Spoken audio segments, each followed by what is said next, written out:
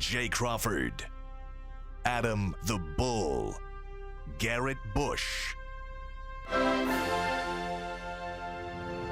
and so many big names, it would take me hours to say all of their names.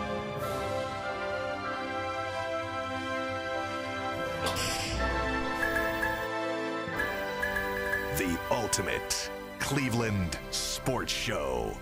Booyah! Does a win over the Steelers feel a little extra sweet? I want them to die a slow death. I want them to lose for 35 years. I want them to keep drafting #1 draft picks and then they never play because they decided that they didn't like football and went on missionary trips. I want these dudes to die a slow death. I don't never want them to be competitive. I don't never want to see Mike Tomlin win no more championships. I don't want their colors. I don't like Heinz Field. I don't even eat ketchup on none of my stuff because of these suckers. I don't like them, bro. Get up out of here. There is nothing better than a victory Friday. Oh, yeah. It's the two things that are best in the world married together. No, and we that's true. today get a victory Friday. And we got I a disagree rant. with you. And I disagree with you, G. Bush. Why? I want them to be good. Oh, no. I want to be the reason they don't go to the playoffs. It's no fun beating them when they're 0-16. I just want Z to have a rant like that. Keep ranting like that. Hey, it feels good to see them take L's. I take great joy in seeing them languish. I get what you're saying. It's a mix, right? Like, Yeah, but do you part want of them it, to be like bad? You don't want them to be bad. Part of it, you want, like when Ohio State plays Michigan, you don't want them to be 4-8. And that's what I compare Yeah, it to. When right. we beat Michigan and they're 6-5, it's like whatever. Yeah. We were supposed to. When they're good and we beat them, that's the perfect scenario. That's right. For me. I know. I like to But see just beating them is great. I like to see their towels diminish. I think you're missing the point. We've taken a lot of L's in the years, right? A lot of them. A lot of L's here. Yeah. Can I dance on you for a little bit? Can I enjoy myself this year? And Pickett might be the next coming Bart Starr, but who knows? This year, y'all looking trash, and I'm gonna take great joy in it. Jay, it took Ohio State about 15 years of beatdowns to Michigan. Now we're tired. We want you to be better. Well, we gave them the win last year, and it makes this year's game more interesting. Right. By the way, the season, the overall career series now, 77 wins for the Steelers, 61 for the Browns, and a tie. So we can win the next 16, and it's just going to be even, Right. which is kind of depressing. But also, shout out to Kevin Stefanski, first Browns coach since the rebirth in '99 to get 3 victories against the Steelers. Oh, well, that's amazing. That is absolutely Yeah. demoralizing. Well, I mean, think about it. The Steelers, since I was born, I'm a little younger than you guys, but since you guys have more than I do, but since I was born, and I'm 51, the Steelers have had 3 coaches. The Browns have had, I think, 23. That's disgusting. I mean, which is amazing. Disgusting. So they've changed coaches so often. Kevin Stefanski needs to go to coach, I think, 6 more games to be the longest tenured coach since I've been here in 12 years, which is hard to believe. And speaking of Stefanski, shout out to Stefanski. Because I give people credit, right? Before, I have been on him. Are you going to stop calling him Little Einstein? This is week by week. Medium Einstein? Stop playing with me. Yeah, medium Einstein. Stop playing with me. So here's the story. What I want to see in coaches, right, that you have the ability to adjust and grow. Yeah. A lot of coaches come out here and they say, okay, this is my thing. I'm going to plug and play. Everybody, you're just going to do what I need to do. No. Look at your personnel. Yeah. And then adjust your game. Now, you've seen over the last couple weeks, he's adjusted his game. Still wanted to see more of Chubb and Hunt together. Yeah, we got a little of it yesterday. We did once. It worked. It did big time. Big first down. We had about 4 plays. There were a few plays. But that one play in particular, that 4th down play was huge. That was the big one. And I think Herbstreit even said at the time, when those guys are in the backfield at the same time, the defense needs to control alt delete. They don't know what to stop, what to try to cover. Well, you're panicked. I mean, you're panicked about Nick Chubb because Nick Chubb's the best running back in football. And then Kareem Hunt goes in motion, and you're like, whoa, he's great too. What the hell are we doing here? Then at the end, Brissett started running too a little bit. Sure. He only had 3 carries for 11 yards, but those were critical, big ones. Critical. He is a first down master when it comes to the 4th and short. He is. He learned from the best in Tom Brady. Right. And he almost scored the touchdown on the one near the goal line. If he had kept his balance, he would have scored. He was into the end zone. The other thing is, you can see he's big and strong. Yeah, That's does, true. He does have some size. They cannot take. How many times they hanging on his leg? Think they're going to take him? They're like, I'm not going down. A lot to get to today. Yeah. We're going to sort of break it up into halves. In the first half, we're really going to focus in on the Browns' offense. We have DeQuell Jackson. Also, Tyvis Powell is going to be here in the second half hour. He's going to break down. Most likely, I think he's going to break down that crazy onside kick again. This is easy, guys. This is not. Yeah. This is not. We got to ask Tyvis, are they coaching that for some reason? We're going to get into it's this happened 2 weeks in a row. Yeah. This is a glaring weakness. Yeah, here. it is. Glaring. I mean, he broke down the play Yeah. on Wednesday or And they Tuesday, did it whenever again. he was in, and exactly the mistake they made in not recovering the onside kick against the Jets. They made the exact same mistake, which could have easily led to the. Can you imagine if the Steelers recovered that onside kick? God, yeah. Oh, my God. There wouldn't have And been. let's stop taking the kickoffs out of the end zone. What are we doing here? Yeah, I Tackling know. the 15 Didn't yard work line? yesterday. Yeah. Also, yes, the Guardians won.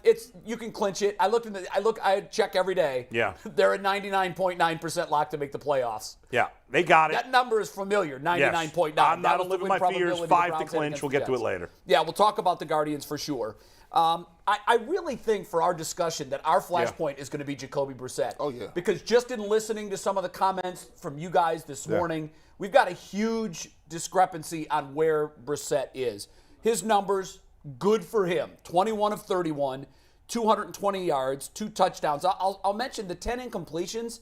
He had 4 or 5 balls that were in the receiver's hands. Yeah. They were 2 of them were overturned. He could have easily been 26 of 31. Tremendous. What he's doing is what we thought he could do. Right.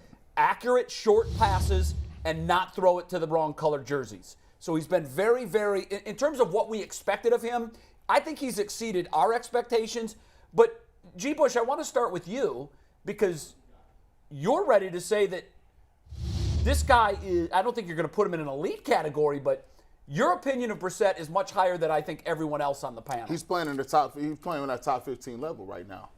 If we're gonna go week, well, that's upper half. That's average. That's listen. Upper half. Well, you can argue where that in that 10 to 15 we talking about. If we go on week to week, I'm watching these games. First of all, his arm is much more strong than I thought it was. I mean, he's putting the ball on a rope in these situations. He almost knocked Amari Cooper's helmet Smoke, off smoke, 30 yards yard. He just listen.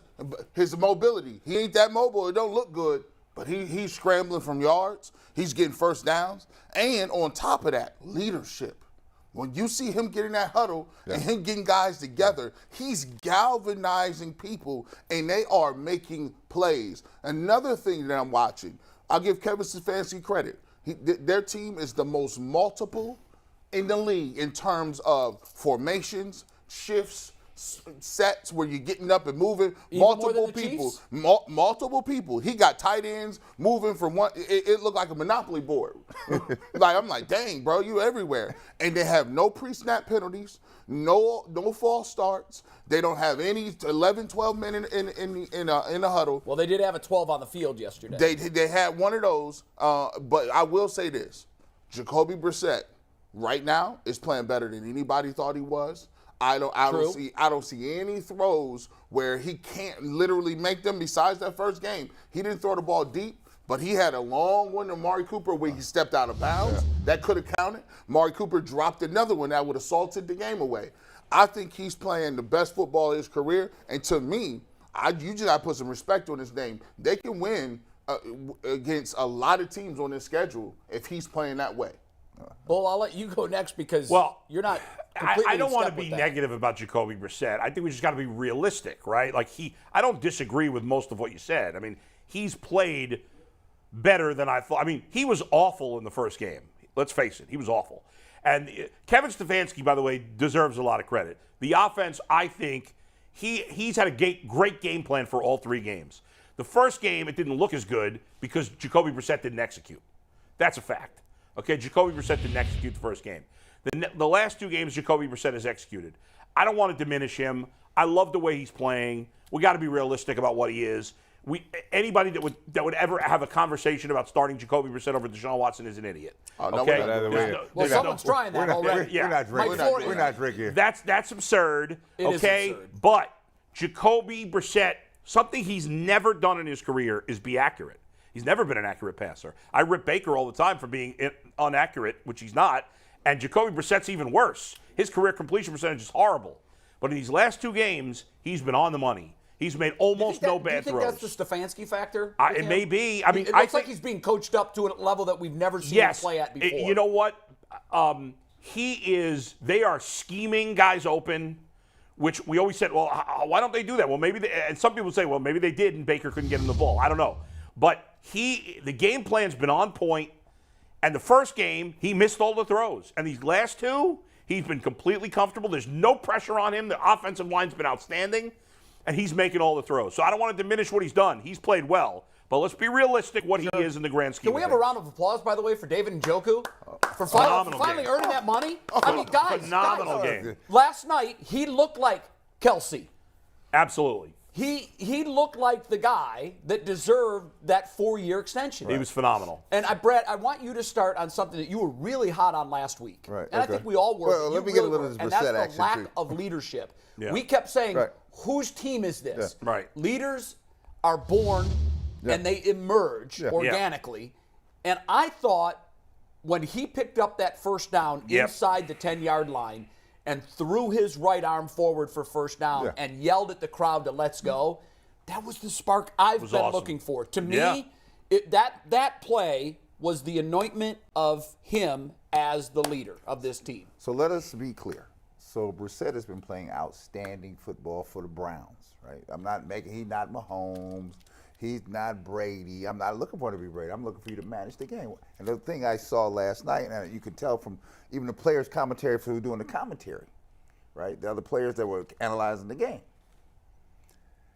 Jacoby Brissett has ended up as the de facto leader of this team. You can see it, right? They rallied to him, right?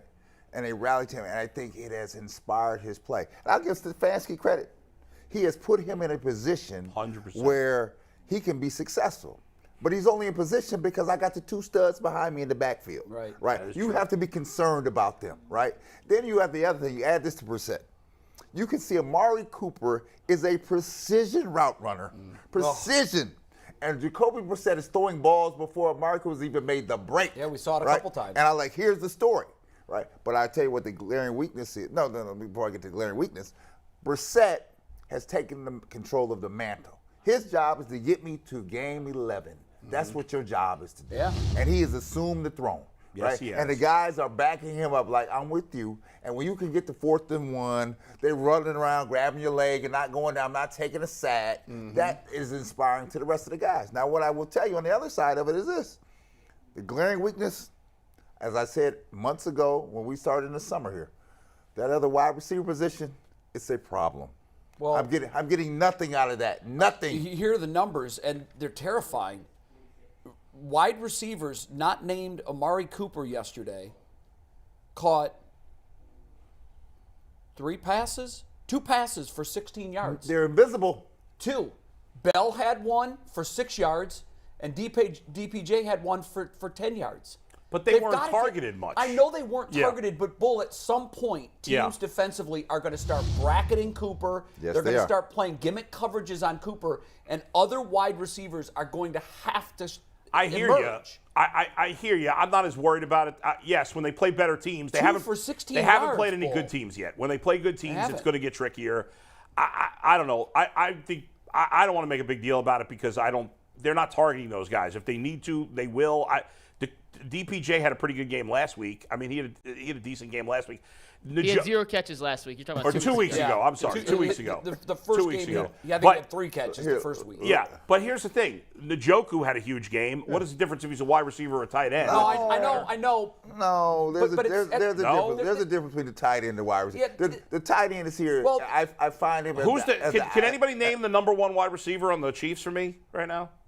Well, listen, it's hard to in most years because and it might be the tight end. I don't know if it's Kelsey or not, but they do a great job of spreading the ball around. And we're not talking about number 1s here. We're talking about balance here. That's what we're talking about. And we are nitpicking too. I'm a little with you. It's like hard to say. Wow. Okay. I got Kareem Hunt and David Njoku. I'm looking down the road here.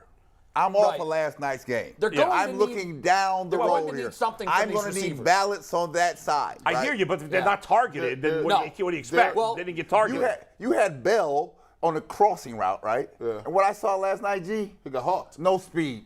None. But You didn't come look on like down on here. that play in particular did not look They like got it. two glaring weaknesses, and we all know what they were. It's the receiver room and it's the D tackles. We'll wait to talk about the Yeah, the D tackles are going to I come don't up. know. I think you make it too. Like, can we get to the running backs for a minute? We can. Before we Yeah. move on from the wide Yeah. receivers, I just wanted to Yeah. throw this Don't out there bounce. because We on the good stuff. this is so the numbers. Amari Cooper, 7 catches, 101 yards, Yeah. a touchdown. Njoku, 9 catches, 89 yards, a touchdown. The two of them combined were targeted 21 times. They had 16 catches for a combined 190 yards and 2 touchdowns. So we've always talked about the dynamic duo in the backfield. Right.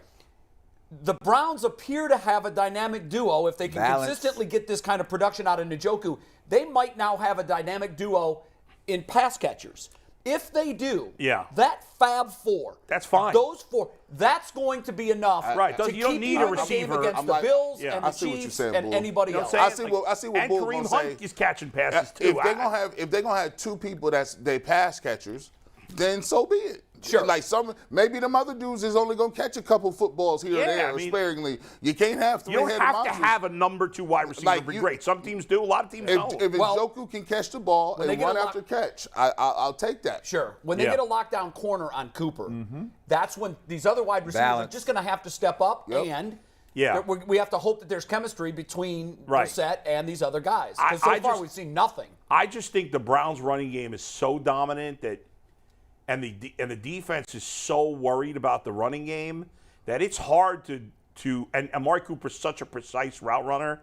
They can't really double team him too much because the safeties are worried about the backfield a lot when you're playing the Browns. I'm more worried about the lockdown corner. But how many lockdown corners are there? There are a lot. Guys, No, there's not. On these good teams, there are a lot. They're out there, and if you They're a look at lot. Amari Cooper's stat lines from the last couple of years, Yeah. he has games like this.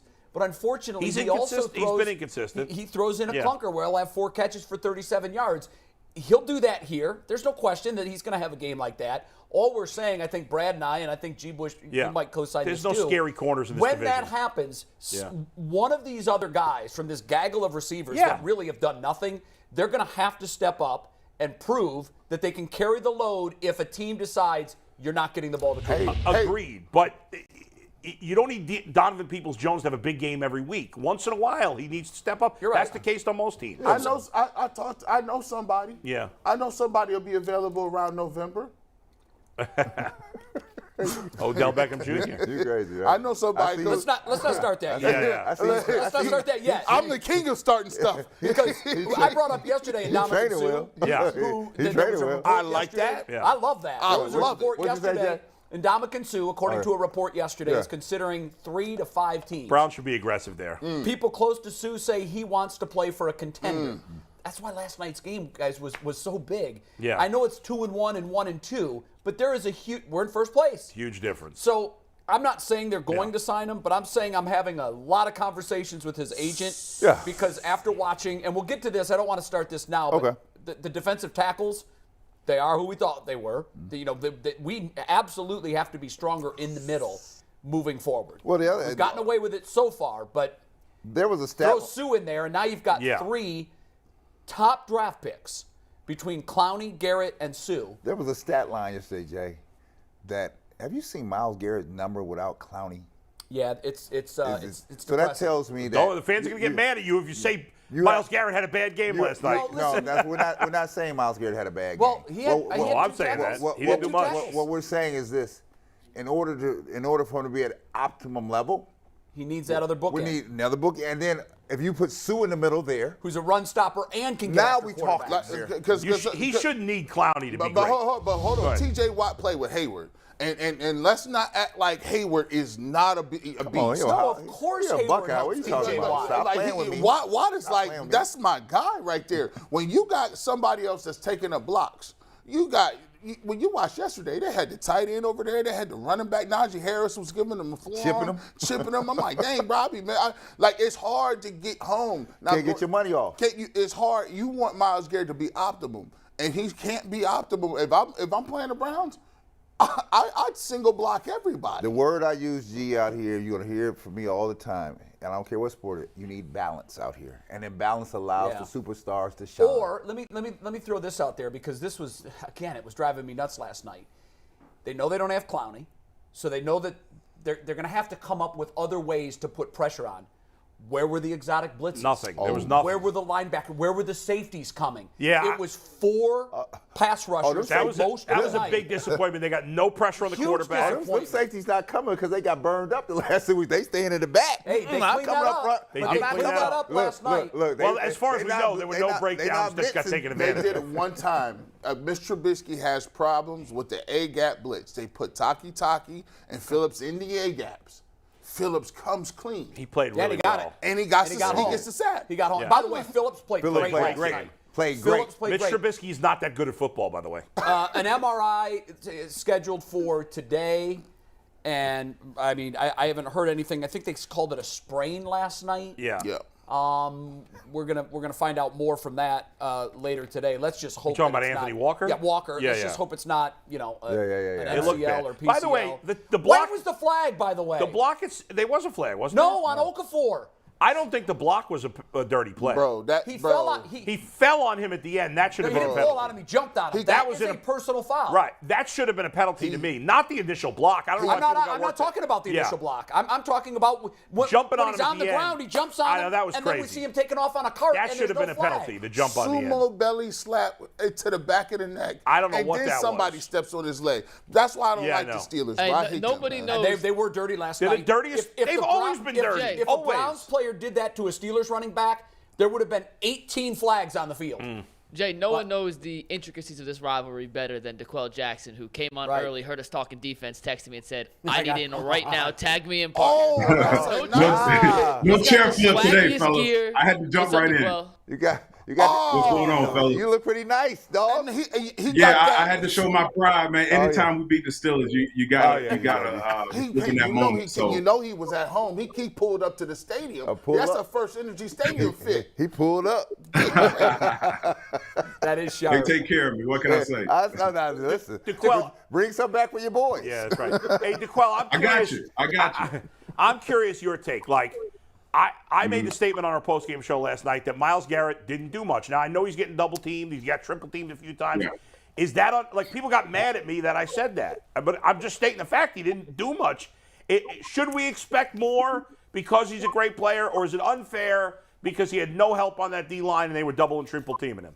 What do you think about that? Yeah, I think most people get enamored with just the big moments, right? The sacks. But he affects the game every time he's out there. Anytime he has the ability to rush the passer, you have to account for two people on him. You can't just leave your tackle in open space and say, hey, you got to defend this guy, Myles Garrett, one of the best, rushers in our game right now, and think you're not going to get beat. So he affects the game in other ways, and he actually, again, I know I'm jumping around, but Joe Woods didn't do enough pressuring last night. Yeah. And exactly. I think the way teams are kind of combating, the pressure of Myles Garrett and Jadeveon Clowney when he's healthy is to hurry up.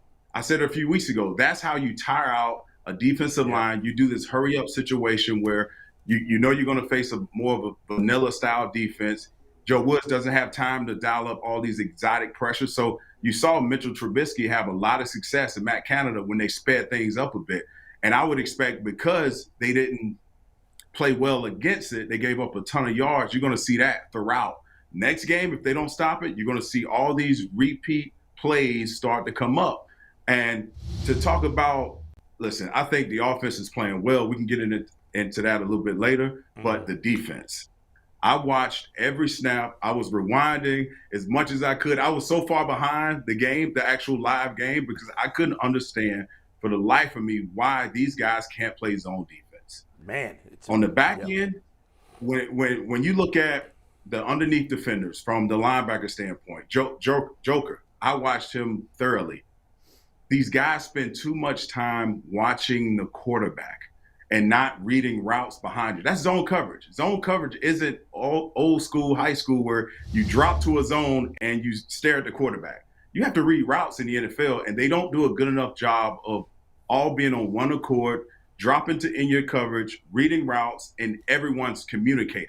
So that's why Joe Woods decided, you know what, I'm going to play man. I'm going to force Mitchell Trubisky to try to throw the ball down the field, which he had success doing at times late in the ball game where I'm not going to lie. I was like, oh, here we go again. This thing could slip away from us. But, he got his senses back and he started going, man, this team is better suited defensively playing man coverage than they are zone. And it starts with everyone. And to lose AWOL, to lose Joker, I thought Jacob Phillips and Sion, how do you say his last name? Taki. Played well. Taki. Yeah. I thought they played very well. Yes. And I'll add this last point. Joe Woods and Kevin Stefanski, they need to come up with a system, a rotational system with your linebackers. Because here's the problem, guys. When I played the game, I was always on the field. I was a first and second down backer. I was a third down backer. And you would sub out the other backer, bring in the more, smaller backer, if you will, faster backer, the guard, to be better in space.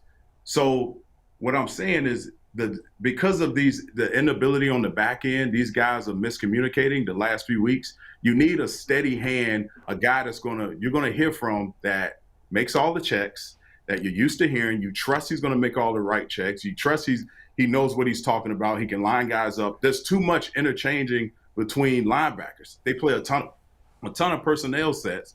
I love it. You want to keep guys fresh, but it's screwing up the flow of how they play defense. You need a guy. If AWOL is going to be the guy, he needs to be your first and second down guy. And then now I think Jacob Phillips, he's gotten everybody's attention that he needs more playing time. Yeah, in my opinion. Played great last night. Yeah, he did. He was all over. McNuggets wants to read something from Tyvis before I ask this question. Go ahead. Yeah, Tyvis texted me during that answer, and he said the reason – well, I'll say this exactly word for word as he texted it. Tell DeQuell the reason they play zone like that is because they're taught 99.9%, meaning it's all QB-driven. Keep your eyes on the QB. Melt with his eyes. It'll take you to the route. Right. You can tell. You could actually tell. So if I was a linebacker coach, when I was with some guys in the past, coach me in Cleveland, I used to approach zone coverage just like that. Until he was like, son, do you want to make plays in this league or not? I was like, hell yeah. So let me give you a tip. The quicker you get to your zone, you start reading concepts, you understand, okay, where's my threat? And you start reading routes, you can anticipate where the ball is going to be thrown. Mm-hmm. And every one of these underneath defenders, they lock in too much on the quarterback's eyes. The quarterback is going to lie to you every time. Yeah. You need to read his shoulders, you need to read routes, get your depth, and now let's play ball. And Tyvis is absolutely right. You see even nickel backs, the dime backers, and the underneath defenders, then they don't play well in zone. And I don't know if it's a coaching deal, but someone in that room needs to address it. And in practice, let's say in practice, when we would practice zone drops, there will be a body out there, whether it be a coach or another player. So you get used to dropping to a zone and feeling the body and relating and being in good phase of the routes behind you. That's what they're missing. And they're getting exposed with it late in ball games. It's driving me crazy. You know what's concerning, DeQuell, is like obviously you sharing these concerns, things that like the average fan's certainly not going to know. What makes me worried is they haven't even faced a good quarterback yet. No. Right? They've faced 3 average to or worse quarterbacks. So when they start facing they're going to see really Burrow, good they're quarterbacks, going to see Allen, they're going to see Brady. Right. Man, exactly. Yes. Justin Herbert, like what are those guys going to do if they're reading the quarterback's eyes now when you're playing not great quarterbacks? DeQuell, did they go to I was wondering if they went to man. I know it clears up the communication issues, but is going to man the long-term answer? Because at some point they're going to need to play zone, and they're going to have to do it properly, or teams are going to force them into that, and it's not going to be pretty. Right. I think you have to do a bit of fudging the coverage now when, let's say, for instance, there was a point in the game, late in the ball game, where, again, they had a 10 or 9-point lead, if you will, and they played quarters coverage. Quarters coverage, 3-by-1, you know where the ball is going. It's almost the inside back is matched up on a slot receiver. So in 4 plays, they were able to get 54 yards in like 50 seconds. Mm-hmm. Problem. And to answer your question, heck no. It's hard. At some point, these guys will get run down from playing man coverage every single snap for 50 plays a game. That's exhausting. That's going to wear your defense down. And the point I'll make is this. When I was in Indy, we had a guy by the name of Vontae Davis. In 2014, I've never seen anyone play the defensive back position better than he had, other than Joe Hayden.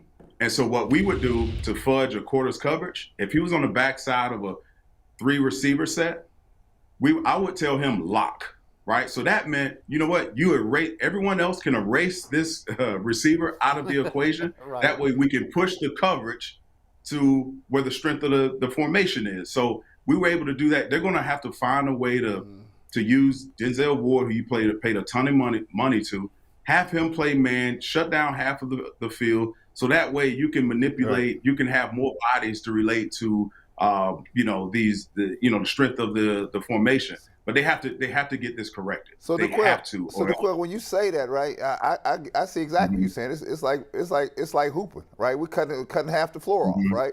But somebody out there has to be the de facto leader, giving direction out here. I don't see that. Right. I see you just like everybody out here on an island, and like everybody's in a panic mode because like I got my man, right? That's not what we're doing here. Who is that person?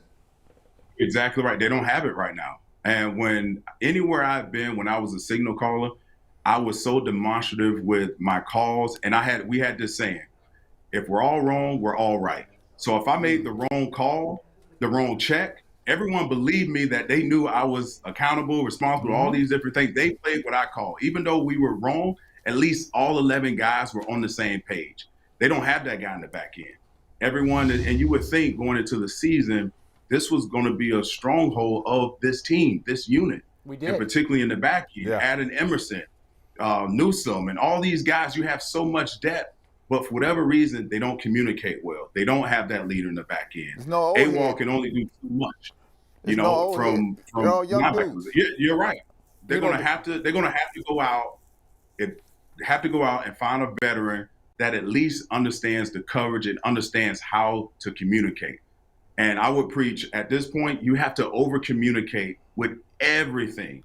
And what I'm seeing, what tends to happen with a younger group is you communicate just a call, right? But you don't communicate based on the formation. Say, hey, alert for the smash and go, alert for the deep over, alert for. I don't see a lot of guys pointing and doing all the pre-snap reading and talking to everyone else around them. So that's a problem that I noticed just from being a spectator, just from watching it. But maybe we should sign Joe Hayden to more than a one-day contract. Yeah, right. Hey, I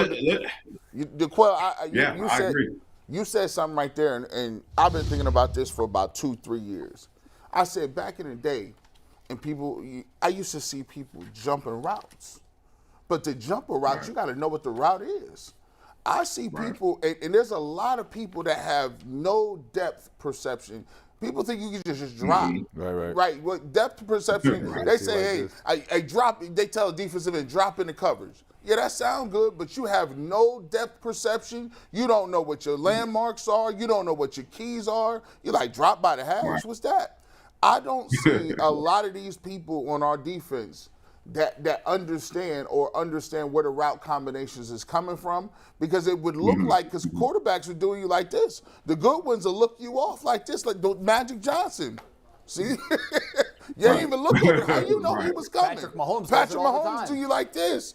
Now, for me, I believe that you need somebody in the secondary. You need somebody at linebacker. You need somebody as a defensive tackle. Why can't it be John Johnson? I mean, he's a veteran. What the hell's he doing? Maybe he ain't got it. Right? Yeah, for whatever right. Some guys, they show up, they do their job. They're not real, big talkers. Right. They could be a big talker in the meeting room, but when those bullets are flying, when you're in the throes of the game and guys are looking at what I noticed, they're not looking to a guy to line everyone else up. Everyone's like, oh, I got my job. I have my job. I have my job. That is a sign of disaster. But DeQuell, you need a guy. Should Go for it. Denzel Ward be that guy? I mean, we thought he was No, but that guy. he's a cornerback. Cornerbacks can't. In the meeting room, he can lead, but during the course of the game, I'm just talking about the leader of that group, because I don't see. They look like a bunch of guys that are individuals and not playing like a group.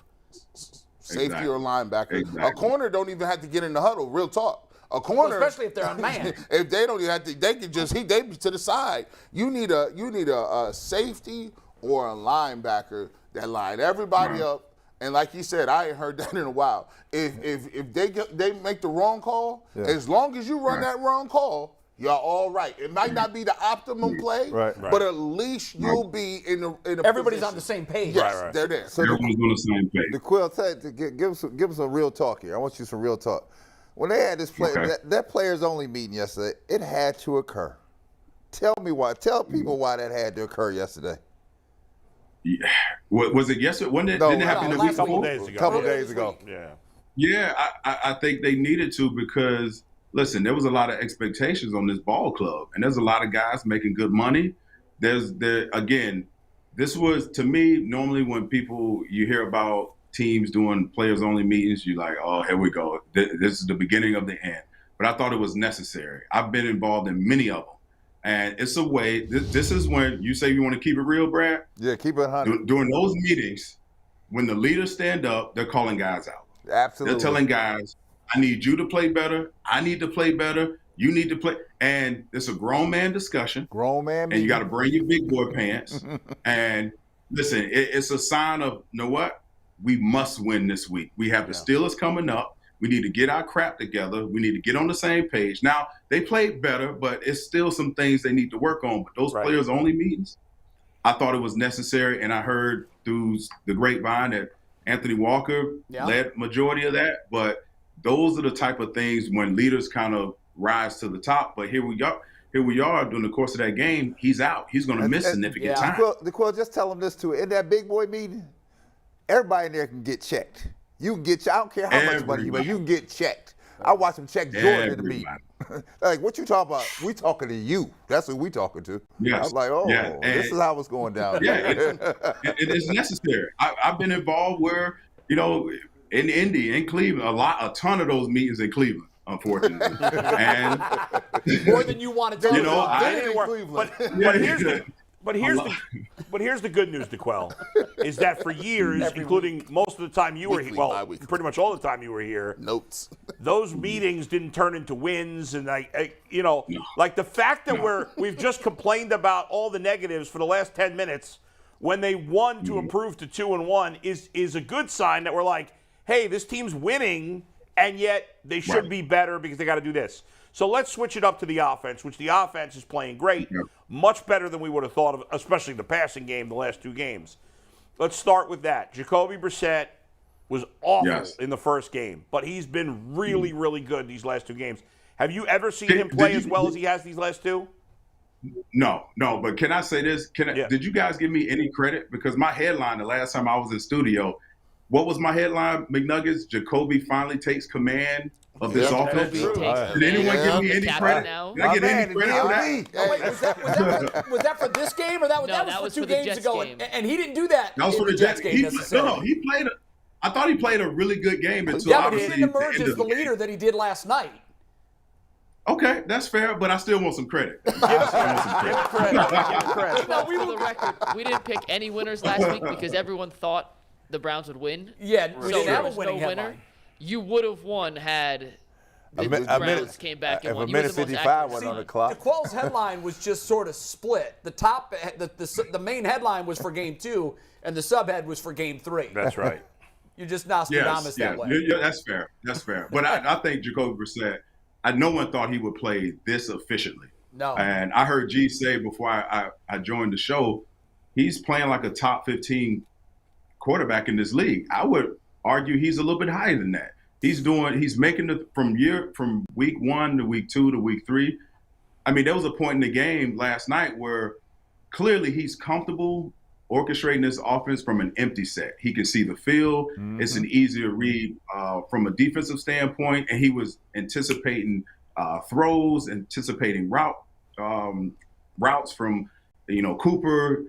Njoku had a career day in the first half. Add a touchdown to it. He was clicking on all cylinders, and this is a great sign. It's just they could be so much better. It doesn't have to be this close. Again, it came down to an onside kick. I know. This team is a lot better than what they're playing, and they're 2-1 right now, which is a great sign. You're winning games. DeQuell, is that a credit to Stefanski? Is he coaching him up? No doubt. So he gets much of the credit for this, right? I think so. I think he settled in. I think they got together, and he's like, hey, Jacoby, give me your list of plays that you're very comfortable with when we need to spread the ball around. And they're finding it out. And it's going to show you. Look, in the last 2 games, and especially last night, I mean, I've never seen this from Baker. I've never seen him efficiently throw the ball around and be comfortable, be decisive of getting the ball out of his hands and using what the defense gives you. And, you know, there was a lot of plays that Kevin Stefanski schemed up. The 3rd and 1, for instance, you know, Cooper's wide open down the field. It was a great route, but he's wide open. So it's a combination of them really trusting each other. And I'll tell you, the biggest play of that game for me offensively was obviously the 4th down conversions were big. Yeah. And it would have been 100% if, you know, Amari Cooper catches the ball on 4th and 2. But when he had a quarterback sneak and he got up and he was so emotional and he got the crowd into it, that reminded me of a Tom Brady. You know, at that moment, I realized, you know what? Guys are behind him. He's playing and he's playing with a lot of freaking confidence, man. Yeah, that was perhaps a turning point moment. Yeah, certainly in the game, but maybe fired in everybody the season up. Because we've been asking the Quell for the last 2 weeks, who is the leader on this team? It doesn't seem like, you know, it doesn't seem like there's anybody willing to step up and say it's mine. McNuggets, what do you got? Hey, actually, I do have a question about that. Brissett is unbelievable at those 4th and 1, 3rd and 1 QB sneaks. From a defensive standpoint, how in the world do you stop that when the quarterback's 6'4", 6'5" like that and weighs 230? Is it even possible? You gotta get lucky. You better hope your D lineman gets lower than the offensive line, because he does a great job. Most quarterbacks who haven't really been in that situation a ton, they'll run right behind the center, even though they have two defensive linemen in both A gaps and a linebacker looking right at you over the center. They don't know how to find the open window, and he's a big enough body and a tough enough guy to be able to work from both A gaps to the tackle position. So I think he does a great job at it, and it's so difficult to defend. You know, 4th and inches, 4th and 1, when you know you have a big, strong quarterback, it is very hard to defend, and you just got to get lucky. Let me ask you a question on this thing here, right? What type of people need to be on the onside kick front line? Guys that can catch. Tell me who, because that's Scrumville up here. This is about. Yeah, but the ball went through DPJ's hands yesterday. Yeah, so who needs to be on that line there, right? What type of person? When I was watching that game, I was like, if I don't see a linebacker on that front line that at least can block and catch, I mean, you got to have guys that can catch. Right, but you have to have guys that are tough enough to be able to meet force with force. So a lot of guys don't want to sign up to do that. I mean, there's one play that you work on once a week, and you don't really spend much time on it. But I guarantee you, Kevin Stefanski and the special teams coach, they're looking at, you know, switching some bodies out, because you need some tough guys when it comes to that. Because you can win or lose games, and they've lost a game based on them not being the inability to recover or block. And just catch the football, man. So I don't know. They got their work cut out, man, because those are plays that you shouldn't have to worry about. Last year it was 4% effective, and we've almost had 2 of them against us already. Timeout, guys. This is a disgrace, all right? It is. Hold on. This is a bad job out of everybody. Everybody's getting a bad job, especially Mikey McNuggets. He's the producer of the show, and he has dropped the ball. The only one who doesn't get a bad job for this is me, because I tried to work earlier. You're doing the talking. Okay. Well, gets a bad job. You all get a bad job. He has a separated shoulder from We patting are himself on the back. 43 minutes into the show, and we have barely mentioned the player who is by far the best player on this football team, and that is Nick Chubb. I know it's boring to talk about Nick Chubb because he kicks. Chubb? We barely mentioned him. Huh? We barely mentioned him. Can we talk about him for a minute here? Nick Chubb is the best player on the Browns. It's not debatable, okay? Not debatable. He's phenomenal. All he does is every weekend, they're gonna put 9 in the box. Put 11 in the box. I don't give a rat's ass, neither does he. Okay? He is the best running back in football. He is going to probably go to the Hall of Fame. He is a magnificent player. He does everything right. He represents the NFL, but he's boring because we talk about it all the time, and he does it every week. He cannot be stopped. DeQuell, before you No, go, you I have to defend myself here. Please do. Failure by The you. rundown. The said statements he just made just now are shocking. Well, Nick Chubb is good? I didn't Oh say my Nick Chubb is good. God. DeQuell, I sent you the rundown this morning. Did I not have the first 30 minutes as offense? And at You are the 11:16 producer. You You did. failed. At 11:16, You you guys did. pivoted to defense. Well, and you then brought DeQuell in a hopped in defensive early. player. I mean, when we have a defensive player on, You we've got to dropped the start ball. talking Well, about DeQuell defense. said I want to hop in because we're talking You defense. dropped and I got the to ball, earlier, Mike. so- By the way, If you so can stick to the script, bro. since we the got very to Nick beginning, Chubb. I mean, the guest is a defensive player. I was the creator of the word, so what? You got to stop me. Don't tell me about how many boxes you got, how That's many right. people in them. I'm running them until you stop me. Ain't no one to stop them. No one can stop him. No. No one No. can stop him. The guy, how many times last night was he hitting the backfield and still got a yard or two instead of a 3-yard loss or a 4-yard Or a loss? linebacker with a clean hit on him, he just bounced off I don't like care it was about. rubber. I don't care about McCaffrey. I don't care about none of these guys. He's the best in the Last league. night he been doing this since he been here. Anthony, go to my graphic if Yeah. you have it, please. Do you have Brad's graphic? What's your graphic? Nick Chubb? I like that. At one point, Al Michaels even said about Nick Chubb, this guy's good. Here's my graphic. There it is. Please. Run the ball, It's Kevin. not. It's not. No. This Where is did you not- get that shirt? I need one of those. This is not scientific theory here. I got 2 dogs in the back. Look at that trashy-looking Steeler fan right in front of you guys. You see him? I saw Just him. run the ball, Kevin. Just run the ball. To Yeah. Bull's point, you Yeah. got 2 studs back here, I right? want one that says Hunt and Chubb together. Right. I want that one too. Just get a shirt that says Chun. We saw a little bit of it last I'm night. not getting a shirt that says Chun. Yeah, like 4 Stop times. Now, That word's been banned from this show. I think. You know, Herbie dropped it yesterday on the broadcast. Yeah, I think and he's gonna DeQuell. get a text message DeQuell. from I me. think Nick Chubb is one of the greatest backs I've ever seen. And I like the other day, a month ago or 2 months ago, G was like, I think he's going to be better than Emmitt Smith when he's all said and done. And everybody was like, what? I agree with him. Yeah. I think this guy is one of the greatest backs to ever play the game, and I don't think that's an exaggeration. Well, the numbers prove it. Yeah, His if he can yards per stay carry healthy, he average will go proves down it. as one of the best to do it, for sure.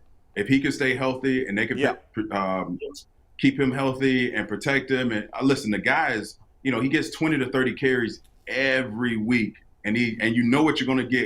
And it's like he gets better the more as the game unfolds. Yep. Later in the game, he gets better and better, and you can always count on him. I can't remember the last time he didn't show up. So they, he's DeQuell, always they, been they productive. interviewed him after the game. I don't know if everybody saw that. They interviewed him after the game. Yeah. He's a real mild He's mannered as guy. mellow a superstar as you'll ever find.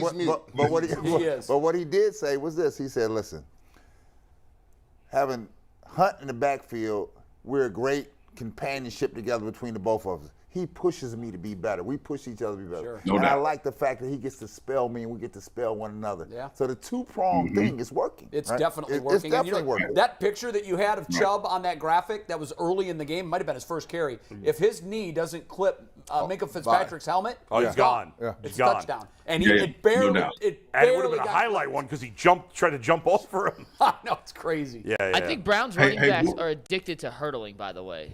That's the thing in the league, though.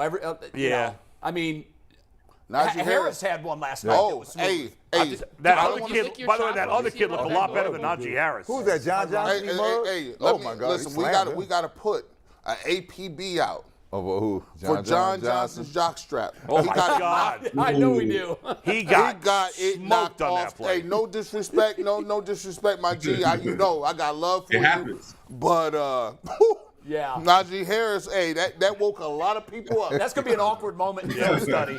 What's the other kid that was running for Pittsburgh? I can't think of his name The now. rookie from Oklahoma number State. 30. What- I thought he looked really good, Wallace. that guy. He runs hard. Yeah. Wow, he looked runs really really good. hard. And that catch by Pickens was ridiculous. Oh yeah, that was big it time. wasn't as good as OBJ's, But it was it's in in the the neighborhood. conversation. It was It's in the close. conversation. My arms I don't know even what go was better behind than my no- neck. All right, let's Stop get right in here. Hey, Go Bull, ahead, I got a confession to make, Bull. Yeah. Before the show, I was watching. I can't stop watching that video of you in that trash can. I'm not gonna lie. It's one of my greatest moments ever. These are my confessions. But it will go down in history, man. This is one of the funniest things I've ever seen, man. So I find it apologize. funny. It happened to me. I mean, it I have wasn't a- I funny have for a me little at the moment. kick But out. Well, watching your reaction as you watched the tape of Bull throwing Yeah. up live on the show was just about as good. good for us. because good. your reaction was priceless. Yeah, the only person I feel bad for is Brad because he had to smell it. So I feel bad for Brad. You feel bad for Brad? I was the one who was sick. You felt bad for Brad. You see my face? I was like, I hope I don't get no overspray. We actually had a block party. We actually had a block party on my block, and I'm sitting with a bunch of people there, and a couple of people were like, were you really throwing up? I was like, yeah, I was really throwing up. When I got upstairs into the Channel 3 newsroom, everybody was coming up to me saying, did Bull really throw up live on the show? I said, yeah, he did. I had so many calls and messages from people who weren't here asking if that was real and what we should do after. Why would people think I made that up? That's so strange. Here's what's amazing to me. It hasn't gone viral. Yeah. How did that not go viral? I thought for sure it would. Hey guys, you mind if I ask you guys a question? What did you guys think of Njoku? Last night. Yeah. I know he had a career day, that's but the guy is this we're something paying we can depend on? You got to keep feeding the beast, baby. Yep. He's always had that ability, DeQuell. They, at times they've gone away from him. At times, earlier in his career, he had major drop issues. But the only incompletion to him yesterday, he got his legs taken out, and he lost the ball. And he and almost hit the ground. caught it. And he still almost caught the ball. Yeah. I thought it was one of the best games he's ever played. They went to him like they meant to go to him. I'm Yeah. tired of fooling around with Harrison Bryant. Go to Njoku. Yeah, I Go agree. to Njoku. I agree. Right? Well, Stop fooling around with the other dude. that was the plan against the empty set. He's going to have a linebacker matched up on him, and I'll take that matchup every day of the week. Yeah, that's what and I was they had no gonna ask answer you. for it. DeQuell, that's what I was going to ask you. Games, we can't really expect that kind of production block. every game out of him. It was just that was what the Steelers were. That was the look that they were giving the Browns, and Stefanski and Brissett took advantage of it, right? Yeah, We better get I ready thought it was because great on he's that coming part. down the pipeline. I knew he was due for one. I always know when somebody ready to go based on what they were before the pregame. And I see Njoku. I said, "Oh, you got the all gray Manjella, huh?" Wait, first of all, did you see when he was walking around in pregame with no shirt on? If I look like him, I'd walk around with no shirt, I would too. play without a shirt. I didn't see that, but what I was concerned about at the end, was when he was walking in the tunnel. Go in the tunnel. I don't need you to stand there and take your glory bows. Yeah, I know. We got away here today, bro. We did it just enough to get away here, bro. My wife is watching football now, right? She be watching the games more intuitively, right? Yeah. So she's like, babe, that Brissett, that Jacoby Brissett, he's okay. But he fooled me because his body don't look like Myles Garrett. I said, babe, that's not normal. That's freaking. That's all Photoshop. Everybody don't look like Myles Garrett. She's like, oh, okay, I know, but he's good then. We have a new Browns fan. great. We have a new Browns fan. Awesome. DeQuell, the one thing that we haven't talked about that I want your thoughts on, because I know Prefer's, widely thought of, very highly thought of in the organization. He's a local guy. Is he? Is he? DeQuell, we all need one of those when we're talking about the Browns special teams right now. But you had a punt block last night, and I'll tell you, when we decided to punt the ball away at the end of the game, I'm like, are we really going to do this right now? We're going to punt the ball away? Because there was one tipped earlier. What are you seeing in special teams that collectively it looks like these guys are they're not there? Yeah, I see there's going to be some changes. If things don't get better, there will be a lot of changes made. And Kate York needs to get out of his glory days from week one and understand he needs to reach out to Phil Dawson, who came here for many years, to figure out how this wind blows in the stadium. But the special teams, this team right now, outside of offensively, the defense is playing awful. I'm going to use your word. And the special teams has been you cannot have these blemishes from your special teams unit. You cannot have it. And they're lucky to be 2-1 right now. You're right. They should be 3-1, and they're not even playing on all cylinders.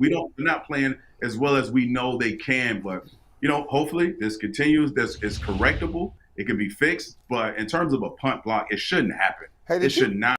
By the way, real quick, guys. Sorry, because everybody was asking about Njoku. It is tied for the second most targets he's ever had. It's the most receptions he's ever had. and the second most yards he's ever had and in he has 100-yard games. He's had multiple touchdown games before. Right. So but they was the were second most yards he's he ever was had. a factor. They were looking for him, right? He looked like a guy that you'd pay like I'm looking to. looking for you. Yeah. But let's go back to your comment on Cade York. Was it me or did you see like his face like he looked nervous when he was coming out the kick? Well, did you, I felt that too. Did you see him? Listen, I was like, are you nervous? Wait a minute. But how about after the Steelers miss, that they took the cutaway of what's their kicker's name? Boswell. They took the cutaway of his face, and he was like, "What the hell did I just see?" Yeah. I mean, that ball just went. It was unbelievable. Yeah. But that's what's going to happen. Like I know it's a miss. He's going to have more. Sure. Nobody's 100%. He's going to have more. He did hit the upright. Wasn't like he shanked it. Wasn't like it was a horrible kick. Win. But Make the kick. In these conditions, you're just going to see kicks that the win last night. You were at the game. Jay, I went to I wasn't getting home, but I was. Oh, I thought you. I was going to a tailgate. Oh, so when you pulled up here, when you saw me walking from the studio, down the street to the tailgate. Oh, okay. I thought you were going to Jay. It was like a tornado. It was unbelievable. The wind was unbelievable. It was, and that's when I literally said at that point, hope it doesn't come down to a kick, because you're not making one in this weather. I was doing a pregame show on the radio, and I see Mike Polk. I thought Mike Polk got lifted off his feet. I just started. I said, "Is that the Scarecrow?" No, that's Mike Polk. he was an AG. He was flying and stuff. I said, "Oh Lord!" It was 35 miles. So and it was raining. It's a miss, and it goes on his record, and he's got to be better. But it's not like he was indoors or the conditions were. You good. saw when they talked about the thing, Phil Dawson. They don't look at the flags on the field goal. Right. Yeah, they look at the Phil one Dawson in the corner. put the one in the corner. Yeah. He said, "This is the one you look at." And he knows that. He knows which flag to look at. Well, But I agree with Brad. I thought he looked nervous. He looked nervous. I did too. No, I'm with you guys. I thought the look on and say, let's do game balls. Who gets your game ball? Because he had a career day, I got to go with Njoku, but It's a good one. Listen, you can easily give it to Jacoby Brissett because no one thought he was going to be playing as well as he has. And but I'm going to give it to the guy that had a career day. I'm going to expect that from Jacoby Brissett. It is tough. Who do you give it to, Will? I'll give you a surprise guy we haven't even mentioned yet because he will represent the rest of the group. I'll give it to Joel Bitonio.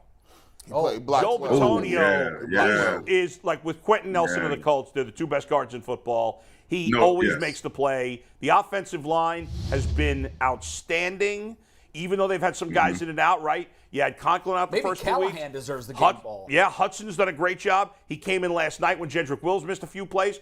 No drop-off there. Jedrick Wills looked Oh, absolutely terrible. like an undrafted free agent on one play in particular. You know what I'm talking Jedrick about. Wills. He got spun all the way around. Which way did he go? It was Looked like he had a bag over his head. He's a human top. But listen, and he already top heavy. He's a guard. Let's just be clear. He's a guard. He has guard feet. I'm sorry. He has guard mobility, and we have two great guards, so we can't play there. He's not, to me, he's not better than Hudson. He's not. Jedrick Wills, to me, he's had 3 years. This is a number 10 pick. This top 10. Yeah. Tristan Wirfs is one of the best drafted the same. He always gets rolled up on too. I know he does. I can't be playing that bad. They're not getting any pressure on Brissett at all. There was one play in particular where I looked at him and I thought, that's how good. And we were worried about Pocic at center. He's played pretty well. Let me give my game ball. Game ball goes to? It is Jacoby Brissett by far, because this team was in search of a leader, right? In search of, and somebody finally took the mantle. Like, this is my crew, right? You with me, right? And I was like, thank the Lord. Finally. Bush, who gets your game ball? Man, I could easily give it. I could give it to Chubb every week. I can give it to. I love what Jacoby Brissett did, but I'll try to mix it up. Man, this is what we was waiting for, the number one receiver, right? Yeah. He dropped the ball, but that's two games back to back where I don't know when that last time we seen two receivers, two back to back games. So you're gonna give it to Cooper. I'll give it to Amari Cooper. All right. The reason I wanted to do this little exercise is because mine's going to Chubb. Yeah. We've got 5 different guys getting game balls. That's great.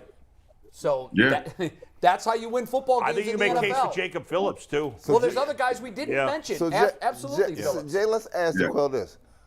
DeQuell, what happens when they start doubling up Cooper? Start sitting on him? Oh, yeah, these other guys, David Bell, some of these other guys that are guys, they're going to have their opportunities. They better have their opportunities. They're going to have their opportunities, and they need to be ready when those opportunities come. Bell had a situation yesterday where he caught. I heard you say it earlier, Brad. He caught a ball across the middle, and I was with you. I'm like, is he going to get there at some point? Because he's moving. It was like he was moving. He was running backwards. He was in cement. No speed. He got yanked up like he was asking for something at the grocery store. You don't have to be fast to be a good receiver. Got loose at the grocery store. Get on back over here.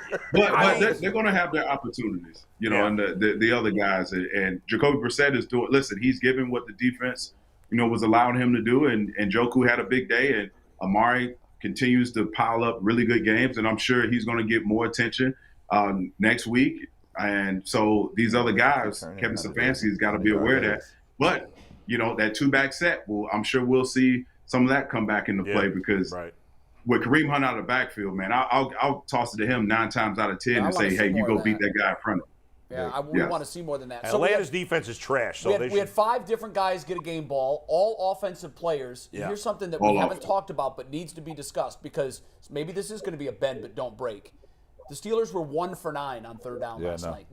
If you hold your opponent to 1 for 9 on third down, you're 11%. Winning the game. You're winning. That's all there is to it. So, I know that we were picking apart the defense, but when it mattered, and particularly they had back-to-back 3-and-outs before the long drive that led to the field goal, they had back-to-back 3-and-outs that were critical in the fourth quarter, and that's when all the eyes are hot. 17 against Carolina in the fourth quarter, 17 the Jets put up on the Browns. Steelers had 3 points in the whole second half. Yeah, 3 points in the second half. Yeah. So the defense overall gets a shout-out. You got 5 offensive guys getting game balls, and the defense was 1 of 9 on third down. That's the formula to win. And we forgot about this. This is so important.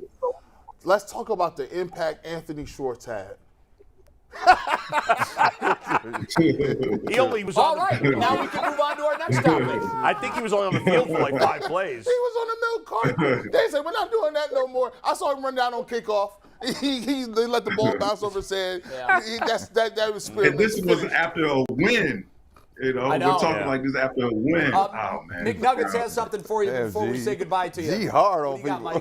To go before Ash, just want to remind everybody, if you are not already subscribed to the Ultimate Cleveland Sports Channel, you absolutely should. You'd be silly not to. Monday through Friday, 11 to 1. We got the Quell every Friday. Tim Couch on Mondays. Leroy on Wednesdays. The lineup stacked. You're kind of a fool if you're not. DeQuell, right? They're a fool if they're not subscribed already, right? Tell them, DeQuell. Absolutely.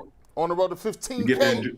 You get to enjoy our special analysis. I do have one more question. Let's take tag board 4 real quick. DeQuell, last week you on the field, you met Aditi. Yes. I think your son's bigger than Aditi already. So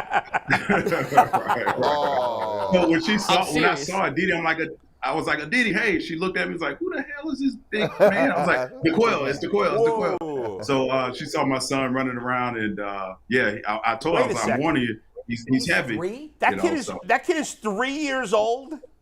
Yeah, he's 3. He's big, man. He looks like he's 7. He's named after Prince Fielder. DeQuell, what size shoe he got on here? Hold on. Man, that's probably a size 5, I want to say. His feet are big. That's men's size. His feet are pretty big. His mother's big. Hey, bro, let me find. My wife is 5'9", and so he's gonna be pretty big. So Maryland already at your house. Bigger. Maryland already at your house. What's that? What'd you say? Is the coach from Maryland already at your house?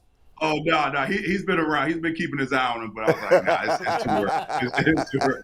He's a good athlete. My son is a really good athlete, man. He's always throwing the ball around and kicking the soccer ball, and he's just into it. He really is. Make him a pitcher. Aditi, I don't want to hear nothing about no workman's comp. You pick that big boy up. Don't be trying to say you can't go to the sideline. Your whole left side is numb. Look at that big. That kid is 225. And that was like two quick shots, and she couldn't pick him up after that. I was like, all right, that's got to be enough. You'll wear yourself out trying to pick him up. Do you guys remember DeQuell sent us a video of his son working out with him a couple weeks ago? Oh, yeah, well, I remember. I was on there. I didn't see it. I saw it. Oh, Jay, is so he likes to run the treadmill and run on the treadmill and grab my little weights, and he'll work out every now and again, but I'm not trying to. Well, my trainer, he had him holding kettlebells and walking around the track. I didn't think he could do it, but my son did it. He did it with ease. And he wanted more. So and then you had to put him in a car seat. You ain't supposed to be working out and then go in the car seat. right. That's an oxymoron. And I was actually on the show, and we had to cut the show because he was just tired. He was sweating. He was tired. That's why I know them Terps is sitting outside. That's why I know them Terps is sitting outside your house waiting on you. They're like, oh yeah, they're waiting. They're waiting. He's gonna be a big he can boy. come to camp for free. We got to get this kid an agent. I found the video. Hold on. Give us 1 All right, second. let me We'll see get that the video. He's going to have an NIL at 6 years old. This is messed up. Look at this. Look at this. Oh, we were working on agility right here, so he was actually pretty good. He loved it. It was a big game to him. Look at him. Look at him. He's just laughing. He loved it. Oh, yeah. Absolutely loved it. Yeah, And he finished the drill. He finished the drill. You ain't gonna hit me. He three? He definitely he's 3. He'll be 4 he in looks like November. he's like 6, 7 years old. Bro, that But look at his agility. Look at Oh, no, you ain't got me. He finished the drill. Finished through the cone, son. Hey, Make you finish proud. through the line. Finish through the line. You know, we need to send this to Anthony Schwartz. Oh, man. I'm kidding. They're about the same height. Man. I'm kidding. He loved it. Yeah, gonna make him go Absolutely back to loved it. DeQuell, you're the All right, best, DeQuell. man. We'll see you next week. Have a buddy. great weekend. All right, Let's DeQuell. Hey, G. wait, kiss us off. Oh, yeah, G, there thanks he is. for Yeah. There he is. Courtesy of G. Thank you, brother. That white label. Yes, sir. So how is the 15-year-old different from the 14-year-old? You know what? When I finish the bottle, I'll tell you. How about that? Nice. All right, D, have a great weekend. See you later. The great DeQuell All right, Jackson. see you guys. All right, DQ. I love his insight, talking about the defense and how things change from week 2 to 3, how they have to change from week 3 moving forward. I love his takes as he keep it 100 with you, right? he does. Because I want to know about that meeting, right? Because that meeting is necessary. Yeah. Right? Sure. Because when you hear fake news, right? We the fake news out I here. like his pettiness. Yeah. Well, He he's was really petty, just concerned like about the defense, though. You should About be. their ability to. He was like baffled by their inability to play zone. There's Anthony Walker looked better yesterday, but they're devoid of the leadership that's required, right? Because I tell you, and I love Denzel Ward, I swear to God I do, right? And not just because he's a Buckeye, he plays hard, right? But as a player, what you cannot do is you have to understand that we're all on this ship together. We rolling in the same direction, even when it goes bad. You can't ever separate yourself from the ship, right? And say like, well, I did my thing and it wasn't. No, that has to get checked right there. I'll ask you something that you guys weigh in on this. Maybe it's just I'm reading too much into it. Did he look disinterested at times to anybody else? And I'm going back to the long touchdown against the Jets. Yeah, I saw it yesterday. He gave up. I saw it. Of course he has no chance, but the one thing fans don't want to see is a corner that just got burned stop. Yeah. It's like Just not. It's stop. not like I thought he played a good game yesterday. It's I like- thought he played better. I thought at times there was one point where a receiver was going out of bounds, and well, he had a chance to hit him inbounds, and he just got close to sidelines and then sort of gave him that. He's a corner. Like so. Yeah. wants to smoke. Corners. That's what they do. I'll say this amongst all of us is, see, I'll apologize because one thing that we did, we was talking real crazy about the level of this defense, and what I'm starting to realize is you can't just compare defenses to all-time great deep not even close. On potential. Mike Singletary and Ray Lewis and Lawrence Taylor, Brooks and Lynch and all them dudes, they got them at every level, and them dudes will hold every if you didn't get past Ray Lewis, you had to go see Ed Reed. Right. Like if Ed Reed didn't call, Well, they had horses on the defensive line too. You had Terrell. So I can't just put that on them because those dudes do it vocally. Yeah. They do it by their play, and they set a standard that's even higher than what the coaches do. Nobody has a don't have- but did it Gene, for a nobody has long a defense time. like that now. Nobody. Those. We shouldn't even compare anybody to those defenses. So it really is not really about that. It is about when you play this game or any game. I don't care. It's not about how much money you make. At some point of the game, it's a core about this. Guess he didn't play well. You're not gonna do me, right? No. And so what it looked like, and here's the problem, G. When you get the bag, right? When you get the bag, right? There's a tendency when you get the bag, and for those who don't know, the bag is the money. When you get the money, right? There's a tendency that people say you fall off because I'm in the penthouse You now. get complacent. I'm good. Can we put that? Can we I'm put good. that graphic? Yeah, back so up, much Steve? from my thoughts that he played a better game. That's He why obviously did not. That's why I brought it up, Bull. I just, in just watching him yesterday, I don't know if there's something else going on in his life. I don't know if there's something else going on that he's not happy with the defense. But Jay, you can't be $100 million corner and be the lowest graded cornerback in the NFL. Now, it's a small sample size, and it's 3 games, and things turn around. I mean, you don't want to judge a whole. No. You know, He's got a high upside. Here's the problem. But he's not playing well the enough, problem. obviously. Here's the problem. Did you see how many times they targeted him yesterday? Yeah, they was going Yes. We picking on you. Right. We're on you. And that We're not on Newsom. You the weak. When they target you, that means you the weak link. They think you the weak link. MJ Emerson, I'm gonna tell you what. No, we love him. This dude is a. Ask Tyvis, what do you think about Emerson? Yeah, get on that text machine, because that boy is big. He's aggressive. He goes after the ball. And sometimes you got to show these dudes. They college tape. You got to say, hey, that's what you used to be. See, sometimes losing wear you down, and you forget you make plays. Denzel Ward, I remember Denzel Ward in a tie game baiting Big Ben Roethlisberger.